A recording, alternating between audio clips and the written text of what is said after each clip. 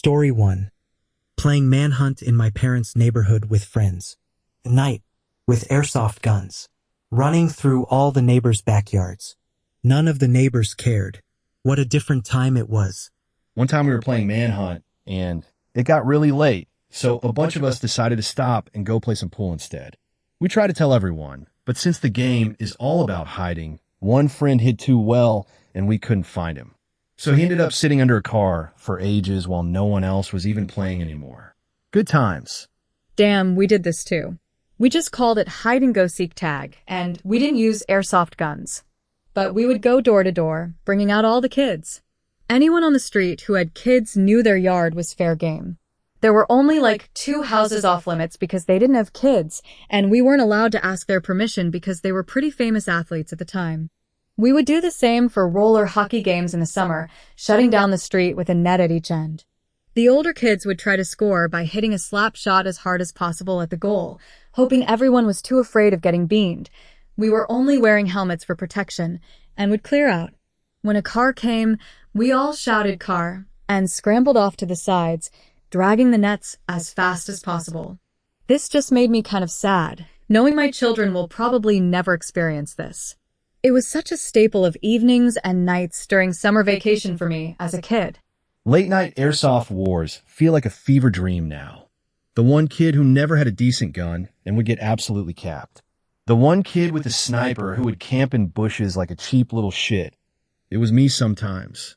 The kid who had one that was way too powerful and hurt like hell. Truly legendary. Story 2.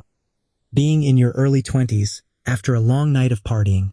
Sitting in the smoking section of a restaurant at 3 a.m. with your friends waiting for your food to come out. Perkins here. Always knew it was a good time when they took a driver's license or credit card to hold before they seated you. The 2 a.m. crowd at the Perkins between the college campus and downtown bars was always wild. Someone would pass out. A fight would start. Cops were always nearby. But that chicken tender melt could have cost $1,000, and it would have been worth it at the time. Yep, Denny's. Moons over my hammy, a plate of fries with ranch, drinking coffee, and smoking. Best nights.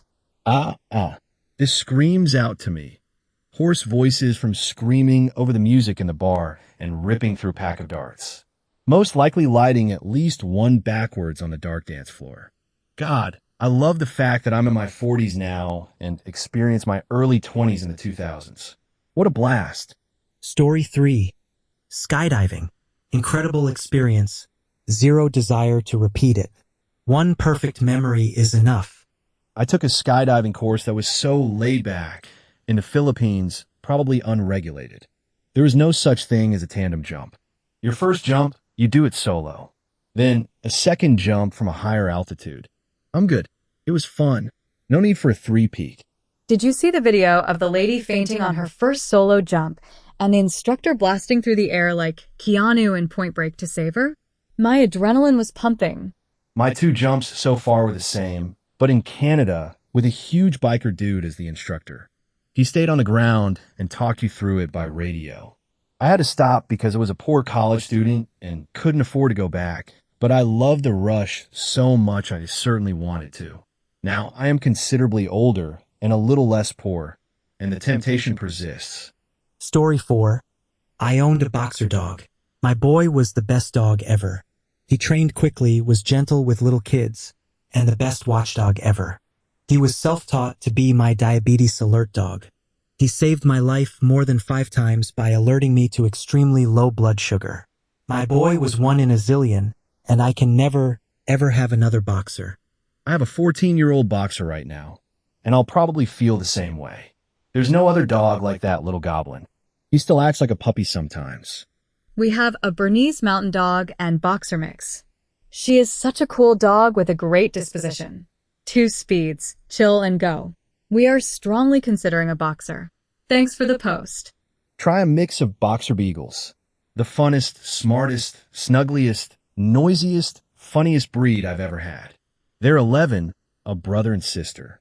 I wish they would live forever. I love them so much. Story 5. Eating an entire pizza by myself at 2 a.m. in college. Amazing in the moment, but brutal the next morning. I've been eating an entire pizza to myself since I was a skinny 9-year-old. That must have been a bad pizza, because I'll still destroy one on my own. I just ate an entire pizza for lunch today. Papa Murphy's has those cheap large ones, and I splurged. Story 6. No more dogs for us. I've had 11 dogs over the decades, but when the last one went over the rainbow, we were 70 and too old for another. We thought about a senior used dog, but figured we weren't able to take proper care of one. Besides, I have full sleeves of tattoos, so no room for another in-memory dog tattoo. Hey, thank you for this. I'm 29 and recently lost my best dude I had for 12 years. This gives me hope for now. Greyhounds are a great breed for folks like you, especially senior rescues. They can back up, unlike most other breeds. Yes, they can walk backward. A lot of people want a dog, but can't care for a full-blown dog. So they get a small breed, thinking it'll be a good companion for grandma. But those breeds can get under your feet and make you trip. Plus, they generally are more high-strung, energetic, or neurotic than your standard 30 miles per hour couch potato, the Greyhound. Story 7. Ice skating. I used to love it. Last time, I fell on my tailbone and fractured it. It hasn't healed yet. 3 years. We had a work outing to the ice rink. I'm pretty clumsy, so I joked about breaking my wrist before we even went out there. But then I actually broke my wrist and ruptured a tendon. Previously, I broke my hand at work during an indoor snowball fight. On why we can't have nice things, like fun. I broke mine about 30 years ago. Guess what? It never truly heals. If you give birth after that, even if it's years later, it re-breaks. Unfortunately, I speak from experience. Hey, just want to say, I fractured my tailbone somewhere in the coccyx, I believe, specifically about 14 years ago. It does heal, but shit, it takes time, certainly longer than the 6 months they said it'd take. 6 months. I couldn't jump for over 5 years. Now, it's 100% healed. I can even sit for long periods of time. I'd say it took 7 to 10 years. Hope you heal nicely like I did. Story 8. Drinking alcohol. I had some wild times. 1.5 years sober now. I don't plan on ever starting again. Yep, we had some damn good times in the beginning. We used to go to the local college football games every home game. When it was cold, we had a thermos full of hot chocolate and peppermint schnapps. It quit being fun. I've been sober for a good while now, and I've learned that my worst day sober is still better than my best day drunk. Absolutely. It takes a lot of wisdom and self-awareness to know when to lay it down. Good on you, man. Keep on keeping on. Story 9. I once fell in love and bought a ticket to meet her, more than 10,000 miles away. The relationship soon turned sour in less than a month. Should have saved the money, but I did enjoy the travel experience. I was in a long-distance relationship for 3 years. We didn't survive for 3 months after our first meeting. You need to share airspace. You need to learn how to be bored together. Sorry to hear that. The romantic gesture is a cool thing to have done, and therefore worthwhile along with the travel. I had a long-distance relationship that actually worked, so it's always worth a try. Story 10. We drove from the east coast of the United States to the top of Alaska. My buddy and I did it 25 years ago. It was crazy fun, but never again. Story 11. Drinking. In my 20s, super fun. Lots of fun times related to drinking and being with people I thought were my friends.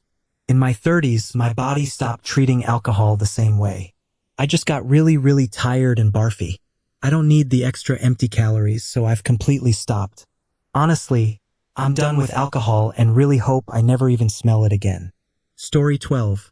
Whitewater kayaking in my mid-50s with a bad back and shoulder.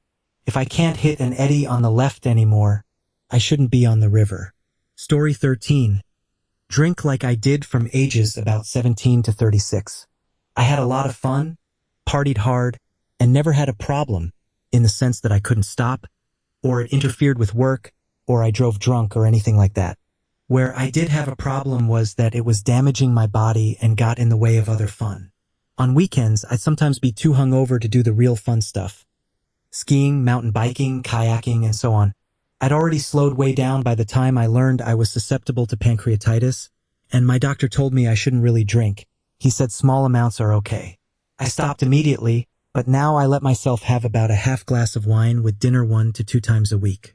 Once every year or two, I'll have like 3 in one night, and that's my version of a bender.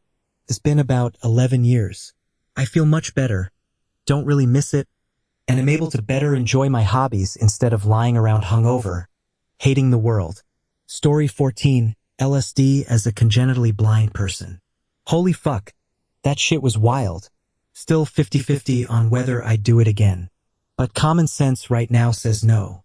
There was a weird auditory spatial fusion I wasn't expecting. I mean, audio and spatial awareness is basically my world, but I didn't really see it coming, so to speak. The hum of my network-attached storage computer, with all the mechanical noises going, and the music kind of merged into one, and I found it really hard to determine whether the vibrations were inside or outside, or both. The mechanical drives became weirdly rhythmic when mixing with the music, and everything got larger or smaller depending on the noises or loudness, I guess. Kind of like I was sitting inside one giant-ass speaker that just merged music and humming and spinning hard drives into one sound field. Texture was really fucked, though. I didn't like touching it at all, and it freaked me the hell out. I had a lot of trouble figuring out where I was standing because everything felt like it was physically changing constantly. Looking back on it, I shouldn't have done this when my guide dog was here. That was stupid. I freaked out a lot. Thankfully, I wasn't alone, and I have a recording of it, although it's super underwhelming. Story 15, Cave Exploring. There are several tourist cave spots here in East Tennessee, and some have what is called the wild cave option. A guide takes a group through them with everyone wearing just a headlight. He had a pack of batteries for them that we had to change several times. Took about 8 hours.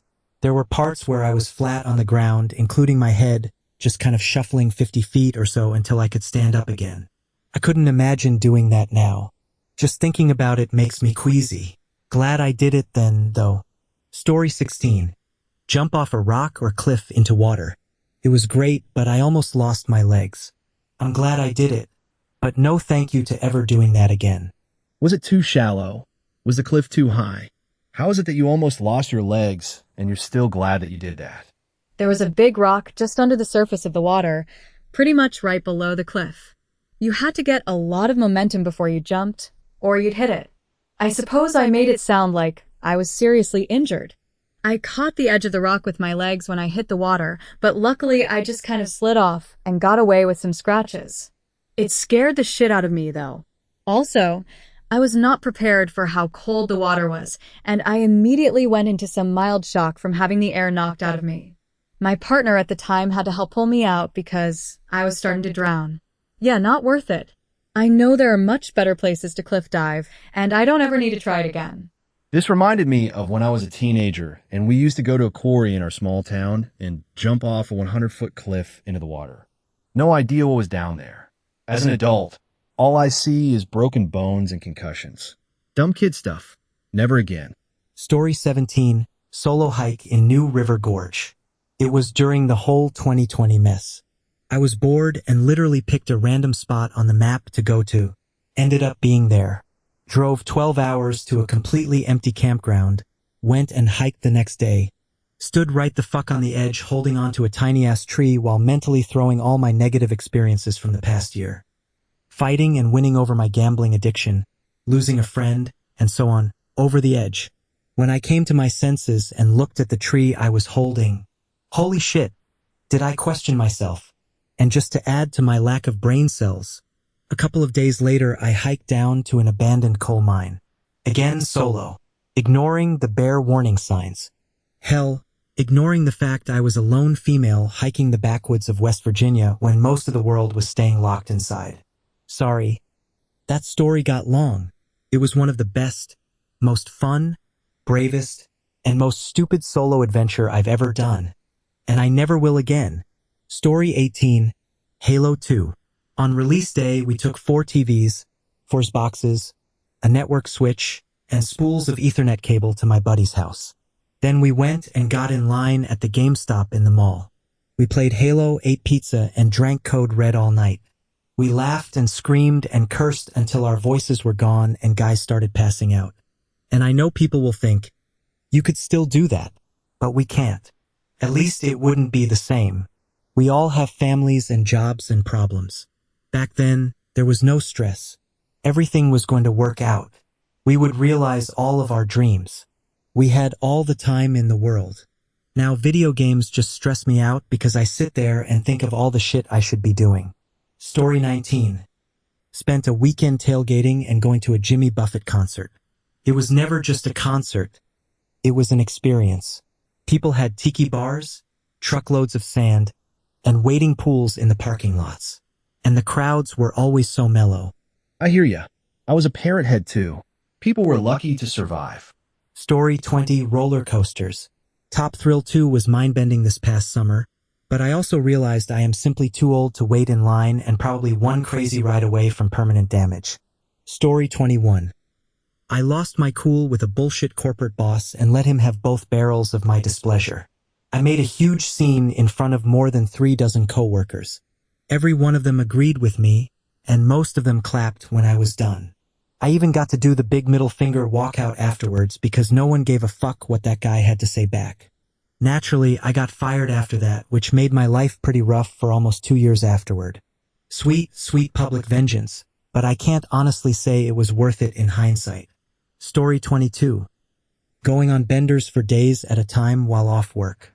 Waking up to drink and smoke weed, doing that all day, then going to get alcohol with my ex late at night to spend more time together. I don't miss him, but I miss the freedom of it all. Now fully sober and responsible. Story 23. Long-distance relationships. I started one in 2010, and we've been together ever since. We got married in 2022. Story 24. Camping. I'm too old to sleep on the ground or an air mattress. We're selling our trailer this spring too. That ain't my kind of vacation anymore. Story 25. Eating as much as I could. Now I'm old and can't eat the same as I could when I was young. Story 26. Trapeze class.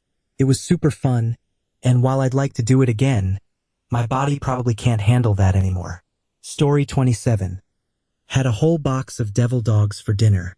Freshman year of college. I was 17. Now I'm 51. My body would be very angry at me. It was so good, though. Story 28. LARP, which stands for Live Action Roleplay. I only did it once. I was sick the whole weekend, and everyone was mean to me at the end because I wasn't in character the whole time. I was kind of thrown into it blindly. I remember something about crocodile tears while sobbing as we were packing up. Story 29. Many years ago, when I was in college, I was called home for a family emergency and had to fly home.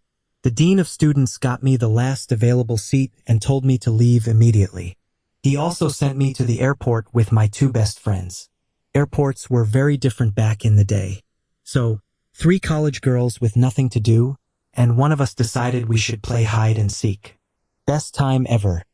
Shrieks and belly laughs. There were other much older people with layovers who got involved and would give nonverbal hints. Life is different now, and anyone trying this might get arrested. Story 30. Silent disco. Such an incredibly awkward experience. Seeing people not synced up at all attempting to dance simultaneously.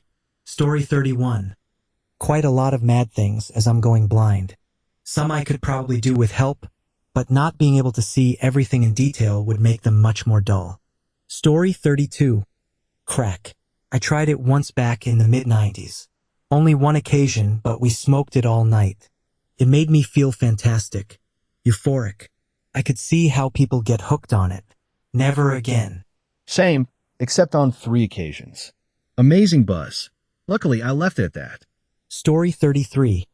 My friend and I were racing each other on our horses. I'm in my 60s with osteoporosis. I can't take those chances. Story 34.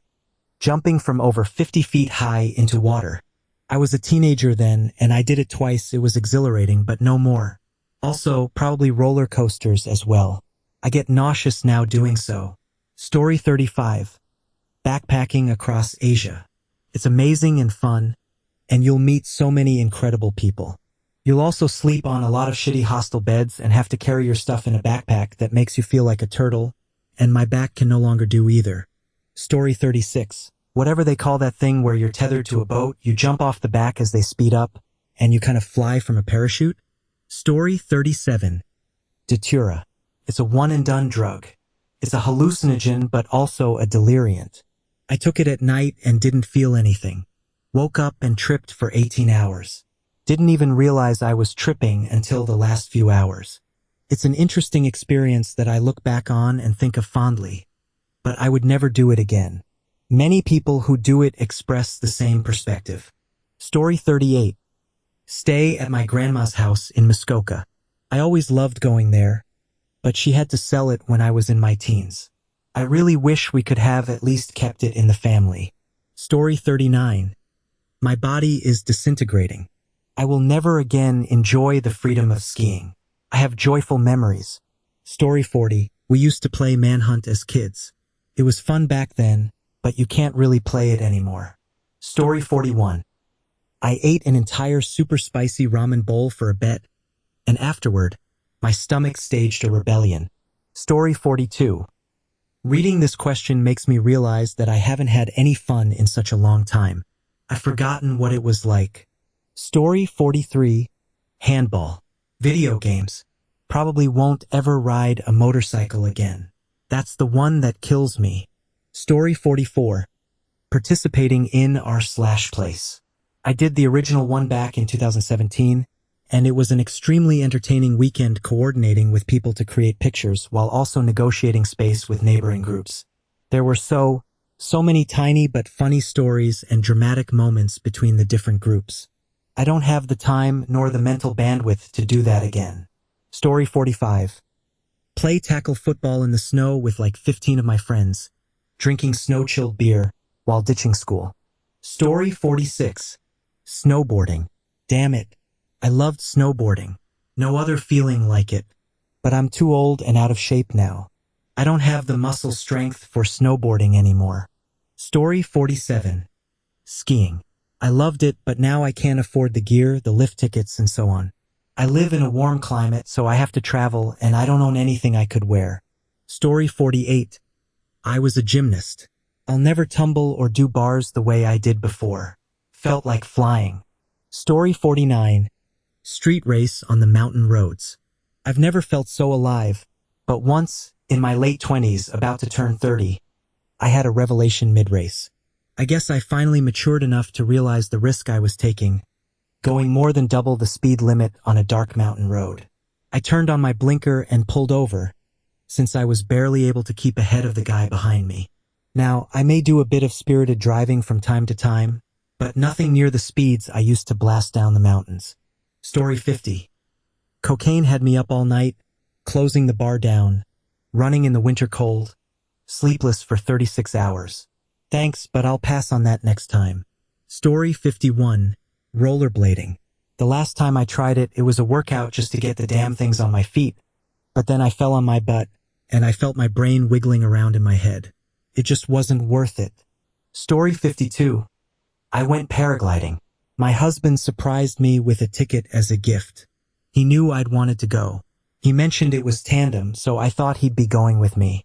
Turns out the instructor and I were tandem. I didn't think that hard about it. Turns out he's terrified of that kind of stuff. Not just for him to do, but for me to do as well. He's not afraid of heights in the traditional sense. He flies in planes, takes stairs, and we hike mountains at an above-average level. But skydiving, bungee cords, paragliding, and that sort of thing, turns out he is really genuinely afraid. I never knew. So, knowing how genuinely afraid he is, I will never go again. I went, it was fun, but I don't need to do something that puts my husband in a state of panic when the views from the mountains and plains are just as nice. Story 53.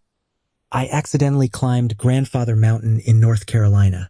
If there is a next time, I'll drive up instead. Story 54. I went on a Tarzan swing in Costa Rica. Essentially a 50-meter free fall before you start swinging back and forth. I'd have to be pretty drunk to consider that again. Story 55. Candy flips. Only did it twice, and it was an absolute blast, but I've got way too much to lose now, haha. Story 56. Walk, run, ride a bicycle and a motorcycle, have sex, Party with my friends who've crossed the Rainbow Bridge ahead of me. Old age fucking sucks. Story 57. Going to New Orleans for Mardi Gras. Absolutely amazing, but I'll never ever ever do it again. Also, Salem, Massachusetts during Halloween. Yes, Mardi Gras was a one and done for me, too. But Weird Al was staying just down the hall from me. Cool dude. Story 58. Attends la tomatina. Glad I did it, but it felt like a one and done experience. It would be easier now after the LASIK than when I wore contacts. While there, one fell out of my eye and I had to save it in my mouth in case I lost the other one. Story 59. Skiing. Super fun as a kid and young adult. I tried again when my kid was thinking about learning to snowboard. I went and did a couple hours of runs, then got going pretty fast and wiped out. After that, I thanked my lucky stars for not getting hurt. I hurt my knee later that winter, and after surgery, I've decided no more snow or water skiing for me. Story 60. Drink alcohol. Would it ever be fun for me again? Probably not. But to many, it's a rootin' tootin' time. Story 61. Skiing. At 71, I try to remain on my feet and really don't want to fall. I used to ski on the faster side and would do so again. I am aware that my balance is not what it used to be. It sucks when you have to stop doing one of the great things in your life. One fall and it's all downhill from there. Story 62. Ecstasy. I was a candy raver back in the early 2000s. I had my first son in 2002, so I stopped. It was fun, though. I kind of miss it. Story 63. I had a perfect storm of circumstances that allowed me to try heroin with zero chance of becoming a junkie. Glad I did. But holy shit, I'd never do that again. I can see how easily an addiction could build. No feeling quite like it. Story 64. Going to amusement parks. The older I've gotten, the worse my motion sickness has gotten. Story 65. Skydiving or scuba diving. Love them both. 1,000 feet from the sky and 2,000 feet in the water. Too old now. Story 66. Bungee jumping with an ankle attachment. The pressure in my head was so high that my entire face puffed up. My gums bled. My eyes became bloodshot, and I had the worst headache for several hours. Took days to fully subside. Story 67. Skydiving. I'm glad that I did it, and I highly recommend everyone try it once. There's nothing like it. Indoor skydiving ain't shit compared to the real deal. I've done both. It was super cool, but as soon as I landed, my mind went, if one thing had gone wrong, your ass would be dead right now. Story 68. Indoor skydiving. My girlfriend got me a package for my birthday a few years ago. It was super fun, but not something I need to pay hundreds of dollars to do again. Story 69. Methamphetamine pills. When I would smoke weed with them, it was the most powerful euphoria of my life. Felt like a full-body orgasm. But the come-down was rough and I lost my connection to them. Story 70. Helping all of my friends move apartments in my 20s for beer and pizza. My back is still paying for that deal. Story 71. Trying out for the Navy's EOD Explosive Ordnance Disposal, Special Operations. The land and pool workouts were crazy and I ended up dropping out, but they were some of the most memorable moments in my early Navy career, right out of boot camp. Story 72. Getting shit-faced to the point of nearly blacking out. I don't know how alcoholics do it, man. I could barely function the next day. Never again. Story 73. Hop a fence to skate in some guy's backyard pool. Awesome that I got the chance once, but I don't skate anymore and wouldn't have the first clue where to find a skatable pool that's been drained. Story 74. I was just reminiscing about this. Dating a stripper who sells cocaine. It sounds like every man's fantasy. That was the summer when I went missing. Story 75. Meth. I did it one time and I'm shocked I had the sense to be like, wow, this is amazing, but I cannot do it again. Story 76. Rollerblading. I'm too old now, my knees can't take it. A fall would be very bad news, but I miss it. Story 77. It might be falling in love again. Not by choice. I wish I had someone to share life with. But I genuinely have zero romantic connection with people ever since my last relationship over 5 years ago. And I still don't know why. Story 78. Cliff diving. So fun. Until you end up in the hospital getting stitches in 2 different places. Story 79. Cliff diving. So fun. Until you end up in the hospital getting stitches in 2 different places. Story 80. Seeing concerts by icons in a giant stadium on ground level. I did it twice. It was fun until the crowd rushed the stage. Story 81. Probably pulling an all-nighter just for fun. It sounded exciting at the time. Music, conversations that go nowhere, that weird feeling of being invincible at 3 a.m. Now I know the real cost shows up the next day. Still fun once. Just not worth repeating. Story 82.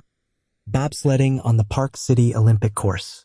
To a 5'5" woman sandwiched in a training sled between big guys and the train driver, going over 60 miles per hour, it was unbelievably violent.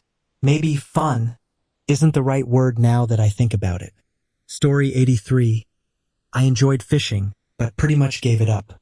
Traveling to other states and renting a spot on the charter boats was sure fun. Story 84.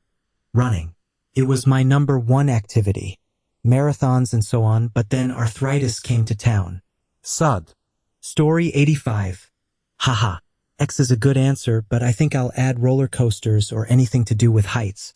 I developed a fear in my 30s, and it just never resolved. There are even bridges in my city that make me so nervous to drive on. I'll avoid them and drive much further out of my way than to have to drive on them. It's horrible, but yeah, I'll probably never handle heights like I did when I was young. Story 86. Tried a yoga class once. Ended up pulling a muscle I didn't know existed and crying in front of strangers. Never again.